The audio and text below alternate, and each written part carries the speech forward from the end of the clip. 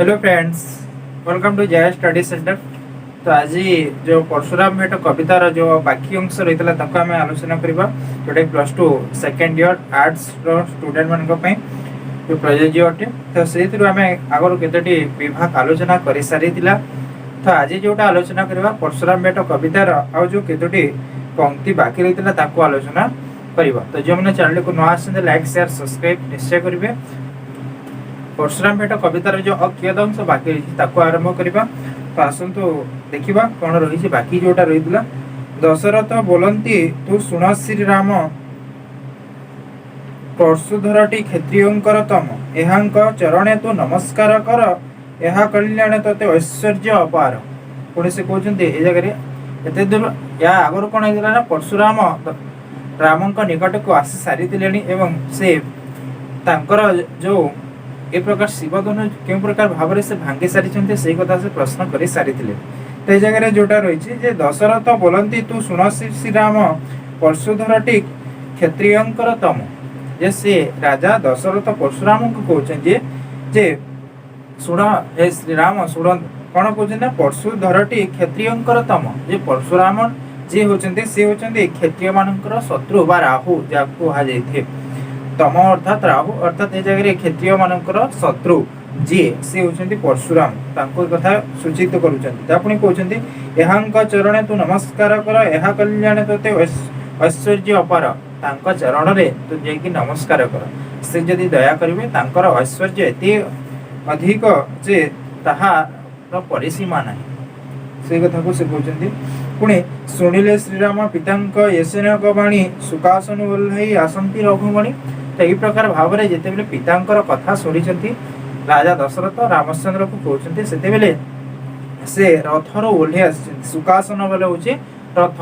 तो से जो रथर से ओह्ले आसी किए रघुमणि बा रामचंद्र से जगह ओह्ले आस श्रीराम सीता को छाड़ी तले उभा होती तुम्हें परशुराम बलिण बोलती।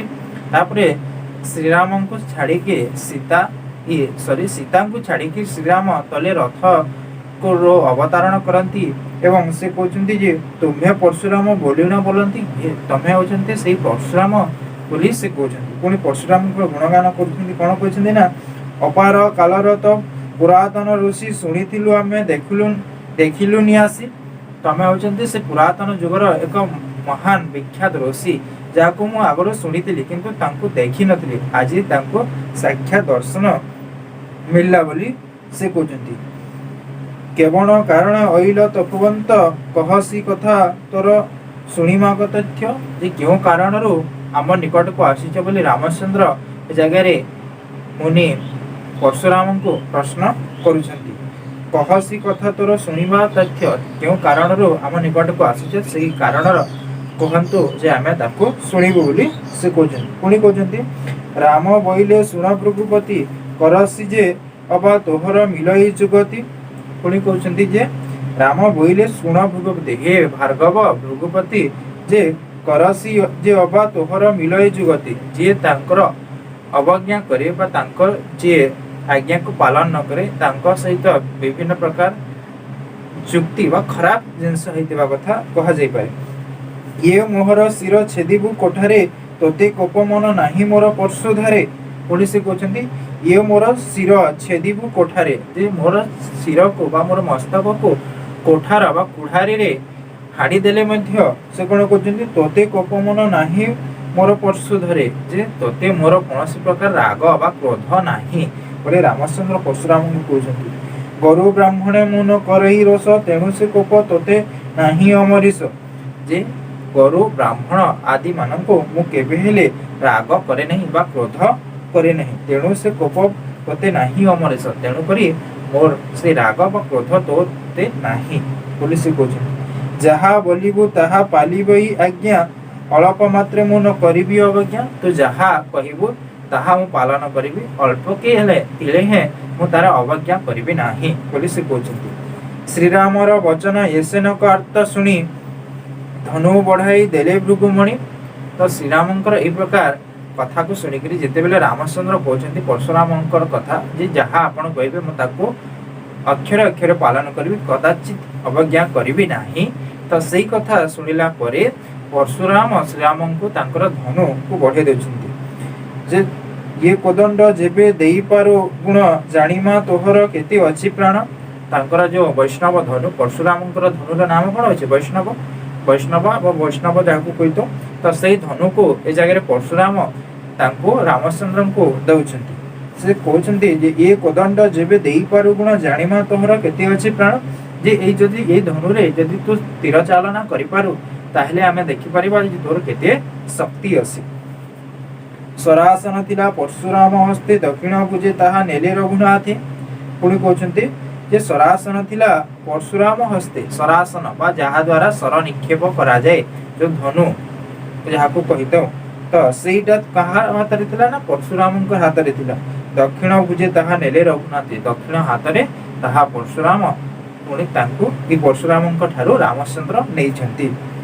बाम भुजे धरी नदिले बाम पाद गुण दियंती परशुराम होइले तबद।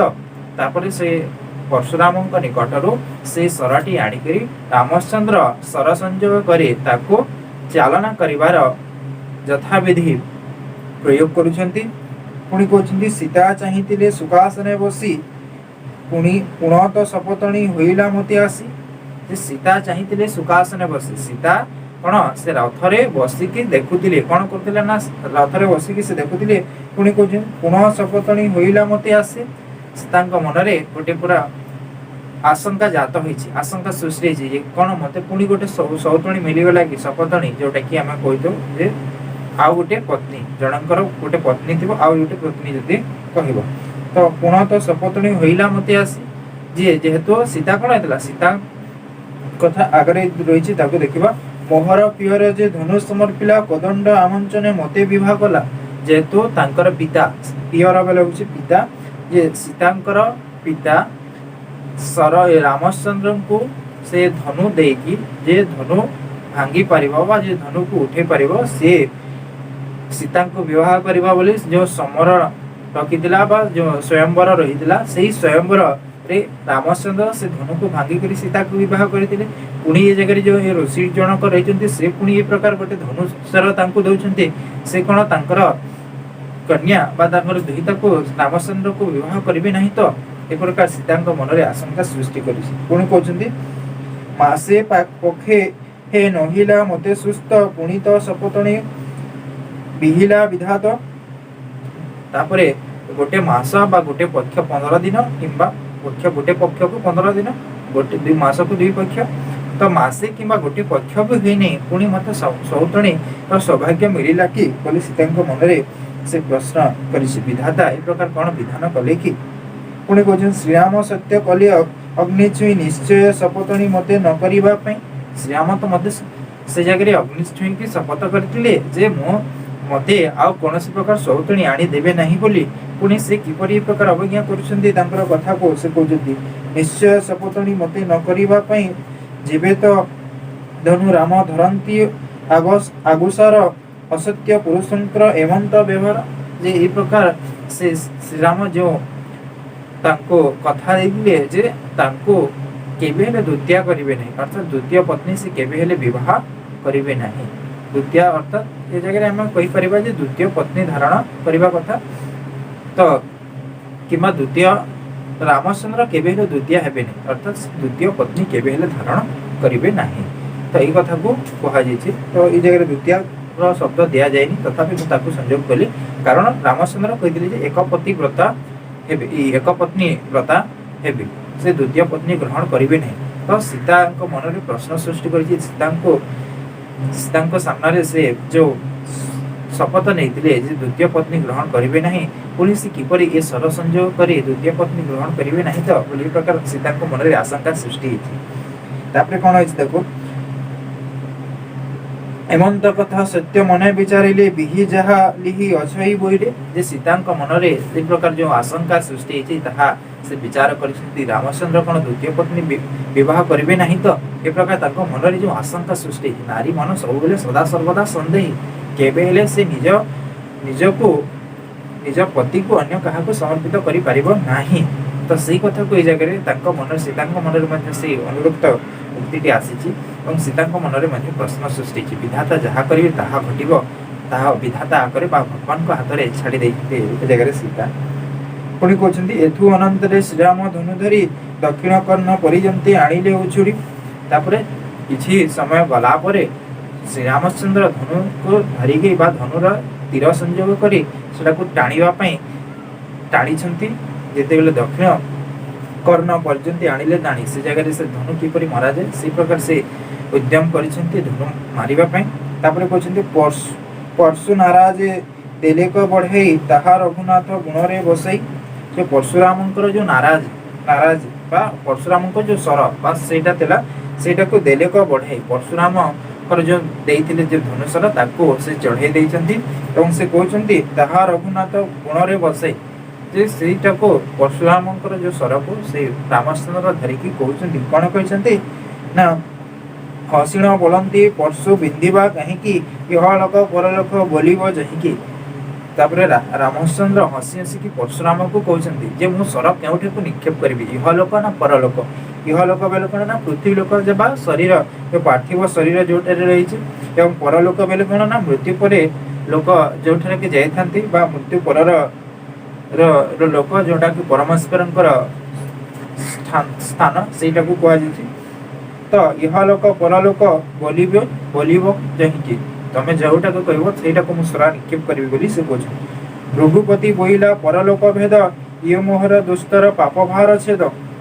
ତାପରେ ଭୃଗୁପତି ଅର୍ଥାତ ପରଶୁରାମ ସେ ରାମଚନ୍ଦ୍ରଙ୍କୁ କହୁଛନ୍ତି ଯେ ହେ ରାମଚନ୍ଦ୍ର ପରଲୋକକୁ ଭେଦ ବା ଯୋଉ ପରଲୋକ ଯୋଉଟା ରହିଛି ପରମେଶ୍ୱରଙ୍କ ପୁର ବା ଭଗବାନଙ୍କ ନିକଟକୁ ସେଇଟାକେ ତାଙ୍କର ସେଇ ଜାଗାରେ ଯୋଉ ପାପ ରହିଛି ତାକୁ ଖଣ୍ଡନ କର ବୋଲି ଏ ଜାଗାରେ କହୁଛନ୍ତି। ବ୍ରାହ୍ମଣ ହଇଣ ମୁଁ କ୍ଷତ୍ରିୟ ବଧ କଲି ଅହନ୍ତାଏ ଅନେକ ମନୁଷ୍ୟ ମାଇଲି।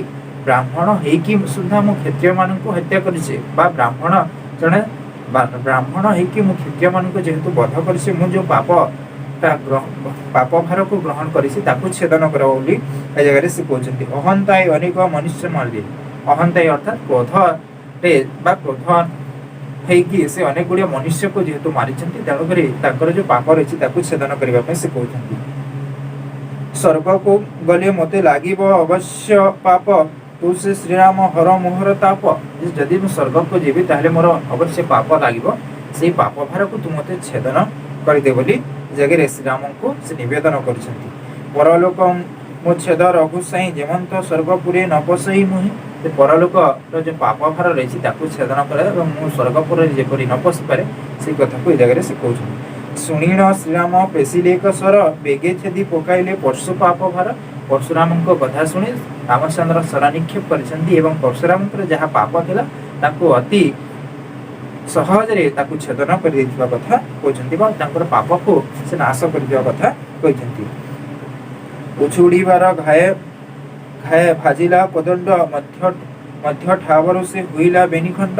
ଯେତେବେଳେ ସର ନିକ୍ଷେପ କରିଛନ୍ତି ସର ନିକ୍ଷେପ କଲା ସମୟରେ କିଛି କ୍ଷଣ ପ୍ରକମ୍ପିତ ହେଇଛି ସେ ଯୋଉ ଧନୁଟି ଏବଂ ତାହା ମଧ୍ୟ ଭାଗରୁ ଭାଙ୍ଗି ଯାଇଛି। ସ୍ୱର୍ଗେ ଦେବତାଏ ହୋଇଲେ ଆନନ୍ଦ ହୁଳହୁଳି ଦିଅନ୍ତି ଅପଛରି ବୃନ୍ଦ। ସ୍ୱର୍ଗର ଦେବତାଗଣ ସେଇଟାକୁ ଦେଖିକିରି ଆନନ୍ଦିତ ହୋଇଛନ୍ତି ଏବଂ ଅପ୍ସରୀ ଗଣ ତାଙ୍କୁ ହୁଳହୁଳି ଦେଇଛନ୍ତି। ଏହିପରି ଭାବରେ ପରଶୁରାମ ଭେଟ କବିତାରେ କଥାବସ୍ତୁକୁ ଆମେ ଆଲୋଚନା କଲା 5ଟି ଭାଗରେ। ଯେଉଁମାନେ ଆଗର ବିଭାଗ ଗୁଡ଼ାକୁ ଦେଖିନାହାନ୍ତି ତାକୁ ଦେଖନ୍ତୁ। ଏହି ପ୍ରକାର 5ଟି ଭାଗରେ ଆମେ ଆଲୋଚନା କଲା ରାମଚନ୍ଦ୍ର କିପରି ପରଶୁରାମଙ୍କ ସହିତ ଭେଟ ହୋଇଛନ୍ତି ଏବଂ ପରଶୁରାମ କିପରି ରାମଚନ୍ଦ୍ରଙ୍କ ସହିତ ଯୋଉ ଧନୁ ଚାଳନା କରିବା ପାଇଁ ବା ତାଙ୍କର ଯୋଉ ପାପ ଭାର ଛେଦନ କରିବା ପାଇଁ କିପରି ତାଙ୍କୁ ପ୍ରବର୍ତ୍ତ ଦେଇଛନ୍ତି। ଏ ଜାଗାରେ ଶ୍ରୀରାମଙ୍କର ଗୁଣଗାନ କରାଯାଇଛି, ପରଶୁରାମଙ୍କର ଗୁଣଗାନ କରାଯାଇଛି, ବିଭିନ୍ନ ପ୍ରକାର ପ୍ରକୃତିର ମଧ୍ୟ ବର୍ଣ୍ଣନା କେତେ ଜାଗାରେ ରହିଛି। ତ ଏହି ପ୍ରକାର ଭାବରେ ଆମେ ଏଟାକୁ ଆଲୋଚନା କଲା। ତ ସମସ୍ତଙ୍କୁ ଅନୁରୋଧ ଚ୍ୟାନେଲଟିକୁ ଲାଇକ୍ ସେୟାର ଏବଂ ସବସ୍କ୍ରାଇବ୍ ନିଶ୍ଚୟ କରିବେ। ଆଉ ଆଗକୁ ଏ ପ୍ରକାର ଭିଡ଼ିଓ ଦେଖିବା ପାଇଁ ବା ଅନ୍ୟାନ୍ୟ ପାଠ ଦେଖିବା ପାଇଁ ଚ୍ୟାନେଲଟିକୁ ସବସ୍କ୍ରାଇବ୍ କରି ବେଲ୍ ଆଇକନ୍ଟିକୁ ପ୍ରେସ୍ କରିଦେବେ। ସମସ୍ତଙ୍କୁ ଧନ୍ୟବାଦ। ଆଜିର ଆଲୋଚନା ଏଇଠି ପରିସମାପ୍ତ କରିବା।